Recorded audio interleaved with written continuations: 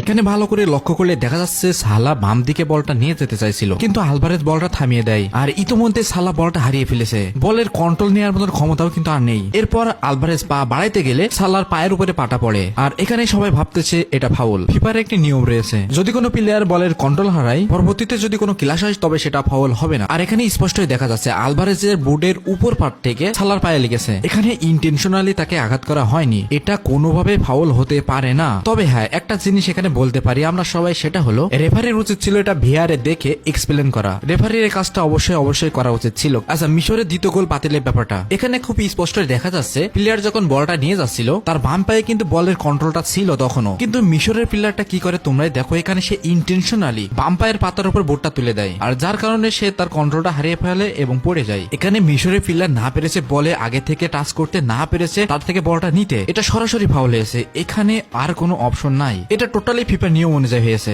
যেটা সত্য মেনে নিতে শিখুন। ব্রাজিল এবং নরের ম্যাচে লাস্টে যে গোলটা হয়েছিল, যে প্ল্যানটিটা পেয়েছিল বা সেটা কি বলবে তোমরা, ওই ম্যাচে যদি ব্রাজিল জিতে যেত তাহলে অবশ্যই আর্জেন্টিনার কিছু ফ্যান এই পাগলামিটা করতো, কন্ট্রোভার্সি তারা করতোই। আরো একটা কথা, আপনারা তো এত জ্ঞানীগুণী মানুষ, তাহলে মিশর এবং ইরান ম্যাচে কোথায় ছিলেন সবাই? যে গোলটা অফসাইড থেকে বাতিল হয়েছিল, এটা কোন হিসেবে করা হয়েছিল? সেদিন কই ছিলেন আপনারা? সেদিনও কি মিশর ফিফাকে কিনে নিয়েছিল? কালকে তো খেলা মিশরের সাথে হয়নি, হয়েছে ব্রাজিলের সাথে, মিশোজিল।